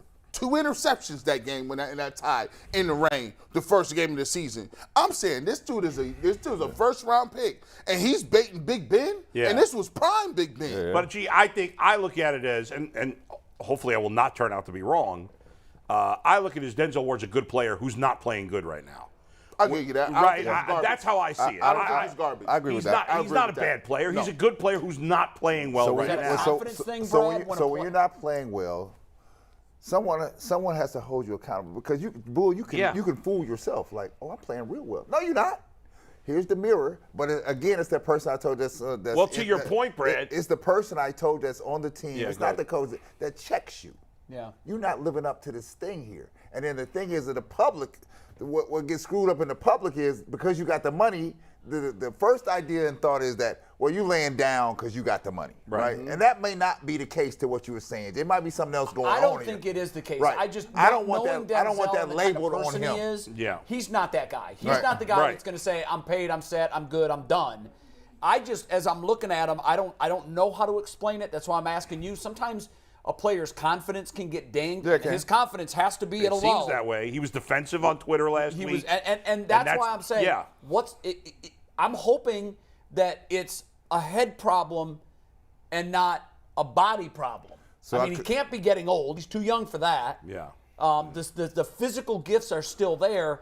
I think it might be a case where he's seen the tape. He knows he was the reason. He got defensive on Twitter. He called it fake news.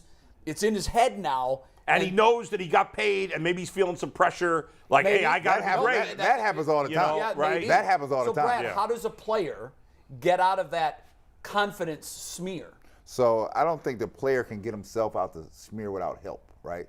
So what I would do if I was a coach, right, I put him in a position to be successful. I think Denzel Ward looked much better when he was in man-to-man, like sitting on the line. Yep. I'm not waiting 10 yards off of you. Right. I'm sitting here right you. This is who I have, right? So what DeQuell said here, you're going to cut off the field. We're going to take you out the equation, right? Put that on him. You're going to be that guy here. And I'm going to build his confidence back, because what happens is, Jay, and I'm glad you said it, because, see, sometimes when you get the money, you put more pressure on yourself to live up to the money. The money and play, that's 2 different things. Yeah. I got the money because of body of work. I said, but if I think I'm going to play to that money, like, I got to make a play because I got $100 million. I got to make a play. It's not going to work, because you're going to have too much. You're going to succumb. Maybe that's what's going on for him right now. Succumb to yourself. Nuggets, you say you got something? You got the Stefanski quote? Not the Stefanski quote, but I do have the PFF grades on defense. Yeah. Okay. Who do you think was the highest rated PFF graded player on the Browns yesterday? Phillips? Nope. Not in top 5. No kidding. If Myles Garrett is number 1, yep. See, that just goes to prove. Myles Garrett is and I got more flack than I've gotten since I've been in Cleveland for a tweet I said yesterday, which was, is Myles Garrett playing in the first half? And there's a lot of things we don't see. He was the highest rated player. I feel like we need one of the PFF guys to kind of explain that to John us. Costco. We'll get John Costco on next week. We'll get John for PFF. He's on my show every week. DeQuell said, when I asked what was going on, 2 tackles, He said he impacts the game on Yeah. every play. Right. I guess we don't see it. Because he's getting double, triple team, making things easier for other guys. I don't know. Here's the thing, though. Yeah. Like, when I watch Aaron Donald and when I watch Von Miller and when I watch these other... They're double teamed every play, too. They get the doubles, and, That's my issue. and I know they're in the game. I feel their impact in a meaningful way. Now, he did have a quarterback hit last night. He just missed getting the sack. But you have to have your others. Right. Your Make the others plays, get and they're home. not. When your others get home, then you can feel the impact. Right, sure. Because now it's like, oh, well, we blocking him with 2-3 people. What was his Guys, grade? hold on. Before you continue on that, this is an important quote for Kevin Stefanski. It does not sound good for Anthony Walker Jr. It's just Kevin Stefanski just a minute ago. Quote, it didn't look good, and they're hoping against hope that Anthony Walker's knee injury isn't long-term. Quote, he's a huge, huge part of our football team.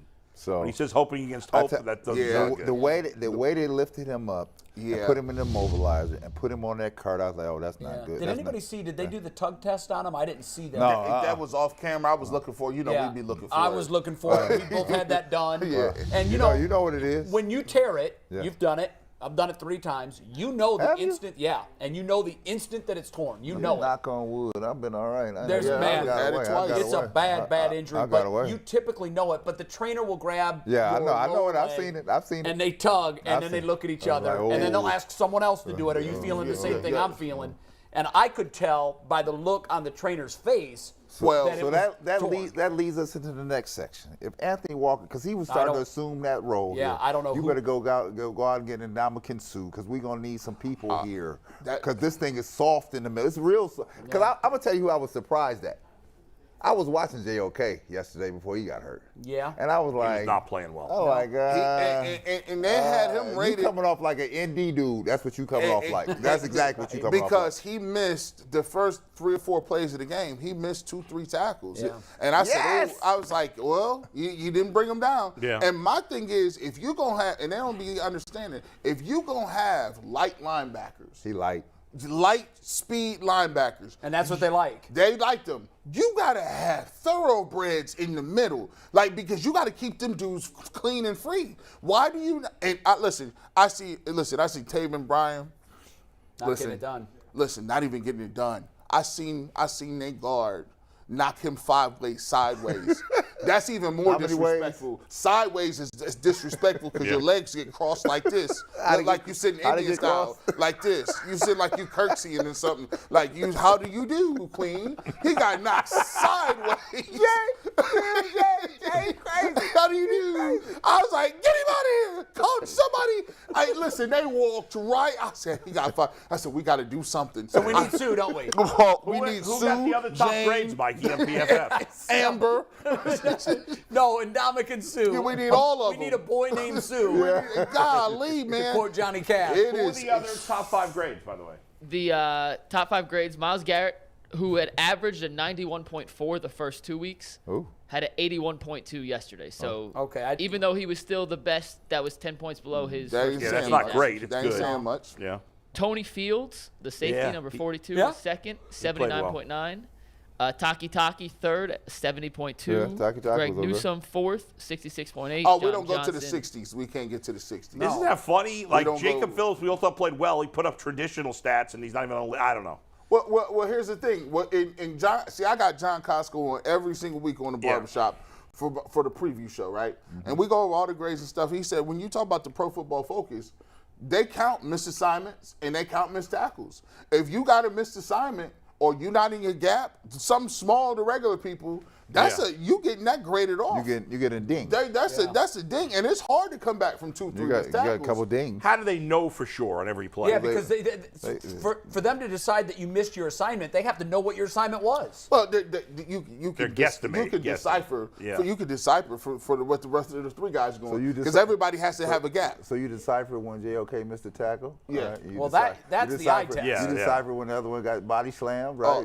That counts. Oh, my God. All that counts. Curtsy's 20 points off That right off the curtsy. way. Oh, yeah. 20-point ding. Olay to the queen, Oh, yeah. minus 20. Yeah. Oh my gosh. To me, it's one of the biggest because, like you said, I ain't just talking about today. I'm talking about moving forward. Your body of work. These is nice little games. I give you that. But I'm gonna tell you what. When you start dealing with Leonard Fournette and Tom Brady and Mike Evans and Godwin, and then the Bills. And then the Bills run quarterback power. The Chargers. They'll just run straight quarterback power. Yeah. And be like, Bengals, Ravens, Dolphins. We are not in a getting better. position to give any games away. No. Here, right? No. And we I think it's a race to 6 for Jacoby. That's why the Jets loss, even though it's behind us and we're not supposed to think about it. If you're at 3 in, you can go 3-5 over the next 8, and you can still hand the team over and have a chance. And have a chance with Watson. Yeah. But in the race to 6, I don't know where the next 4 come from. I mean, here the game against Atlanta is critical now. They got to win. Atlanta stinks. You got to beat Atlanta. You got to beat New England. We're not in a position to say. I don't think the Browns are in any position to say anybody stinks. Right? I think no, they're not. We're in a position where we got to play 60 minutes every Sunday. But they can look at that schedule and they can say definitively the 2 with the Bengals, the 2 with the Ravens, the Chargers. You got the Dolphins. The Bills. The Dolphins look like I don't know. Chiefs, the Bucks. Hey, they got that. Ooh. They got that Tyreek Hill cheat card. They got 2 of them. Tyreek Hill is unleashed Waddle, right? So now Waddle. Now they watching Tyreek Hill. Now Waddle like running crazy. Now think about that. You think about what your That's why you got to have balance. What your secondary is going to be up against. You talking about the Dolphins. You talking about the Bengals are coming back with all their receivers. It's just the Bills. I don't even want to think about it. You're gonna need to have supreme ball control. And if you think you're gonna give the Bills 50, 60 possessions, no. How many turnovers has the Browns defense forced this year? That one that ended the game don't count. What's the answer, Mike? It's throw now that 2. one out of the mix because it was that was a bogus Then it's just one. one real one. So the sack fumble last week. So 2, I take that back. The interception of Baker as well. So to G's point about what's coming down the pipeline here, down the pipe. Well, the defensive side got to get strong. The DB's got to know what's coming because I just thought about something when you said that. Remember Chase said, "I'm waiting for you." Oh yeah. Chase told him, "I'm waiting for you." Newsom, he told Newsom. I'm waiting for you. Yeah. Yes, Bengals have their own problems. Yeah. Oh my God. They could be 0-3. Can you speak to that, Bull? The number of teams that make the playoffs that start 0-3. No, they won't be 0-3. They'll handle the Jets. Is it the hangover? What is it? No, it's not the hangover. The thing I underestimated is the line. It's 4 new starters, and even though they're much more talented than they were last year, there's a chemistry issue because they also didn't practice a lot because 2 of those guys were hurt for part of camp, and so they didn't play much, and they have faced 2 good pass rushing defenses, because you had to deal with T.J. Watt in the first game, and you had to deal with what's his name on the Cowboys, Micah Parsons, and those guys just both wreaked havoc. In the end, though, as bad the Bengals line, hideous the first 2 games, and yet they missed an extra point, or they would have won the first game, and they were tied in the second. And they missed the field goal in overtime. They would have won it. Burrow is looking like he's irritated. Have you seen his face when he goes to the sideline? Well, because he's not used to this. He is used to it. He got crushed the whole year last year. He's irritated. No. I'm not talking about the getting hit part. I'm talking about the losing. He didn't lose at LSU. He didn't lose even at Cincinnati. His first year he lost, but then he got hurt. But last year he flipped it around. It's 2 games. I'm not. I mean, their defense is actually playing well. They got problems. They don't really have. I think it's overstated. They don't really have problems besides the offensive line. I still don't like. I don't want to. To me, it's a bunch of people in this division going to be 3-3.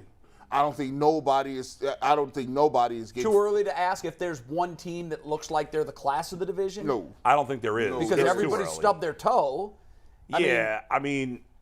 The Browns and the Ravens, to me, look like they're 1-1A. I don't think the Steelers are going to be a factor. I know the Bengals will get it together, but I think in the end it'll still be the Bengals, the Ravens, and the Browns all pretty close with the Steelers behind. Very close. But we'll see. I mean, I could certainly be wrong. I mean, the Bengals' really problem is their line, and I assume because they have better talent than they had last year that it will get better. But we got to go to McNuggets. I want to ask you a question that I meant to ask you last week and I didn't.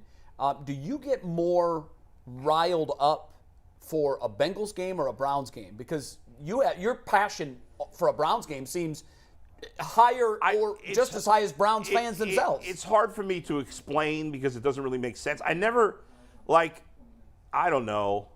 I mean, personally, I get riled up for both. like when I'm watching the game, But but not I don't one over the other? But we don't really talk about that. We're not generally talking about the Bengals. Like Right. if I were working in Cincinnati, I'd be more worked up about the things I don't like about the Bengals. Like I don't think their coach is very good. I don't think the owner has spent enough money and committed enough to the team. Always done a better job the last couple of years. But yeah, I mean, when I watch both games, I'm very passionate. I'm fired up. I'm yelling and screaming at the TV. I do all of that. So yeah, I mean, I kind of have two teams. It's weird. I do think it'd make it great behind the In scenes. the I know same we get to see division. them. It's just so weird. That's crazy. But what's funny is, as a kid, I never hated the Browns. I hated the Steelers. Always hated the Steelers. I never hated the Browns because my dad liked the Browns when he was a young kid. Yeah. Mhm. And he just switched teams because of Paul Brown. Right.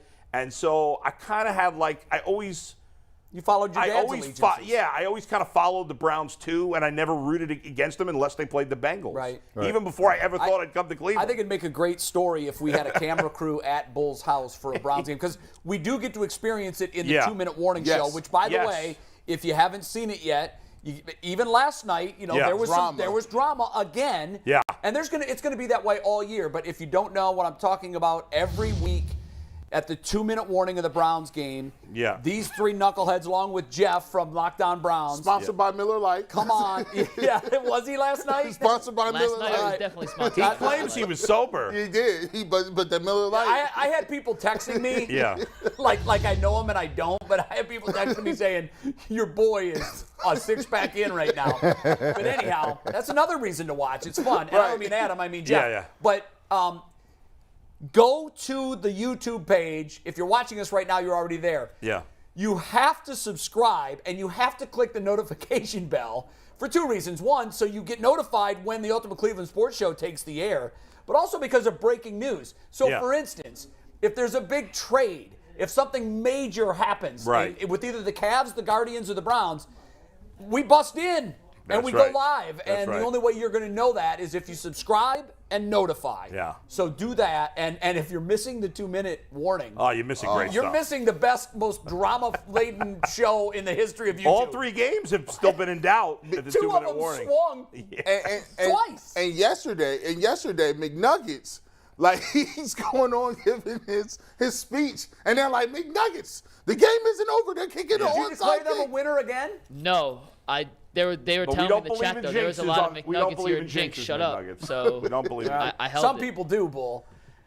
Jay, real quick though, you mentioned about stubbing your toe in the division earlier. Yeah. Well, our next Built Bar, guest stub is your toe? impervious to stubbing his toe because Tyvis Powell walks on water. He's the man that flies.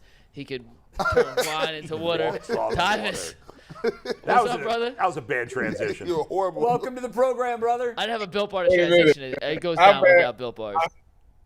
I am so mad that I can't watch the 2-minute show, man. Because I would pay good money to see Jeff Lloyd be a toasty like that. Yeah, he was lit last night. Hey, hold on. Before we start, I did a little something for you. I did a little something for you. Get a close up of these right here. See, these is the only people that got these. Steve, get these shoes. The only people that got these J's right here is me and Princess Jasmine. Put up Okay. Put up on You said you got one and Virgil got one and I'm the only two, huh? Yeah, just me and Virgil. Shout out to them. I did that because you was coming on, my dog. I appreciate you. Yeah, I see your picture with Sherm. Yeah. From a former sneakerhead to you, I respect your shoes. I like how he retired too. I saw you. Yeah, I saw I'm your done. boy was in town. I was thinking about you last night. Who? I saw Sherm was in town. Oh yeah. I had to go see the dog, man. He came up to the cardiac club, and because they just allow him to walk wherever he want to go. He doesn't need a credential. Yeah, I had to have my credentials, and he don't. I give you credit. I listened to you last Tyvis night looked like too. a school kid on a field trip in that picture. Hey, Tyvis, I listened to you last night. You sounded real corporate on the air last night. Real corporate. I like loose Tyvis. I like loose Tyvis a little more. Explain that. What do you mean? Oh, we know what corporate means. No, I know we do, but I want Brad to explain it. For those that don't, I want Brad to explain it. Tyvis was no slang vernacular. It was, it was straight down the Look line. Look at Ty knows it, too. He wasn't wearing that. He's wrong. Hold on. He is so wrong. I'm used to Ultimate Yes, Cleveland. Look, I was used to Cleveland, Ultimate Cleveland Sports Show time where we get a little loose on the air. He came on. He said, "Hello, everybody. My name is Tyvis Powell." Did he have the that's not true. yucker voice? Hello, everybody, and welcome to the Brad, Show. Are you talking pregame or postgame show? Which one did you listen Post-game, to? bro. I wasn't. Listen, this is the thing. I ain't had nothing to trip about, man. They won the listen. game. And he's working with the whitest man in America, Jeff Phelps. There. Look, Tyvis said, he ran the route straight 10 yards, then he turned to the right. Now on the show with us, it's like this. He did the zigzag and he bust left on him. But I'm waiting for this. I said, okay, Tyvis, I'm gonna have to tell you your credibility. Tyvis, you better keep it 100, man. These guys are watching. It's more than one ways to say things, okay? Talk to him. You gotta cater to your audience. You know where you at? What are you saying? Just white people listen to the radio? Especially for the post game. Yes. That's right. They're listening You to gotta us. be in the car? Now Tyvis already know Warrensville we had him on. What are you talking about? We had you on the air. Yeah, bro. Hey, everybody's locked in. Let's forget about that post game. Yeah, let's talk the football Nobody's game. listening to that post game. All right, listen, Tyvis. The special teams again. You broke down what happened on the onside kick last week. They had the same exact. I had 10 people text me last night. They did the same thing that Tyvis said they did last week. And is he coaching it wrong? What is happening here? I've concluded that that's what he did. He's coaching it like that. So what I did was, I got a good relationship with one of my former special teams coordinators, and I'm like, Coach, man, let's talk about this. Like, I know you watched the Browns game. Like, is this right? And he started laughing. It was hilarious to him. He said, if he's doing that, it's only two reasons why you would tell them not to block number one. Is if the kicker is kicking it from the opposite hash, they don't think that he can get the ball outside that far, or they just don't believe that the kicker has the leg to kick that far to begin with. He said that's the only two reasons why you would not block one. But yeah, he's confused. It's I don't know. Do you have your like y'all see? Like if I was wrong, if I'm wrong, please tell me. But y'all clearly see that number one is 100%. He dang well about to make the play every time. Like I don't have your whiteboard with you, do you? Do you have your Say that whiteboard again? there? No, I ain't got the whiteboard. It's upstairs. It stays here. We can't trust him. Tyvis, I got one here. Look I've got at one that. right here. You can't trust No, them. listen. I've got one right here. He should have his with him all the time. So when he does come from home, he can diagram that up. Hey, Tyvis, when I called you the other day, remember this? I'm going to pick up the conversation you and I had the other day. Tell them about the people that need to be on the front line or the onside kick. Who are the people that need to be up on the front line? Tell them what type of people. You got to have some dogs on that front line because they the ones throwing the block. You got to have guys that's willing to go out there and do everything they can to protect your guy. It's only technically one guy that's designated to catch the ball, and that's the guy that's behind. And everybody up front line has to be the ones throwing the block. Now, granted, some people might kick a little dribbler, and you have to pick up a dribbler, but that's not that difficult. But that one behind them where they keep letting dude come free, you got to have somebody that's willing to be the hammer, not the nail. And last week when David Bell threw that little shoulder in there and they threw him out the club, you can't do that. Like you got to have, like DeQuell said, you need some linebackers, fullbacks, tight ends, somebody like that on that front line that's able to big bodies. So why do you think we're having such a difficult time then if everybody seems to know that this is the standard and the requirement? Well, I think they're afraid of dribblers. I think they want to have guys on there that if he just pooches it down, like if it don't give a hop and they just kick it to like the front guy, And they want to have spinner. somebody that can get. Yeah. And they want somebody that can handle the ball. But Tyvis, were you able to confirm or not whether or not DPJ had dipped his hands in butter before he came out there? The ball went right through his hands. The thing is, it's not as easy as y'all think it is, man. He's a receiver. He's paid. That's his job. I get that, but you listen, Jay. You play baseball. Sometimes that ball can act crazy on them little hoppers. Like it ain't. It's not easy. You know, there's a rule in baseball. You'll charge the ball. You don't sit back and wait on it, right? Listen. Loose ball in the basketball. Put me out there, and I you go get it. You don't wait for it. You don't try to reach down and pick it up. I go get it. Don't worry. I know you. I'm available. I got them mittens, and I definitely go get it. This wouldn't even be a conversation. The Brown safeties are playing like crap, so they could probably use you there too. They didn't play that bad. I think they made a couple of plays, especially when they were trying to hit the tight end. I think they did a great job of coming up and sticking him and getting that ball out. So Pittsburgh it wasn't as bad. It wasn't bad. I seen Grant Delpit come down in the box and make a tackle on. I love the way Tyvis says Grant Delpit. There's something about the way he says it. I love it. It's kind of southern to it. I love it. Now, Every time. Like he's back in Louisiana. What? Yeah, I like the way you say it. We don't care. We don't Chubb, care. We got to get to Denzel Ward. Okay. We got to get to that 130. Like put that stat up there for me, McNuggets. They got him.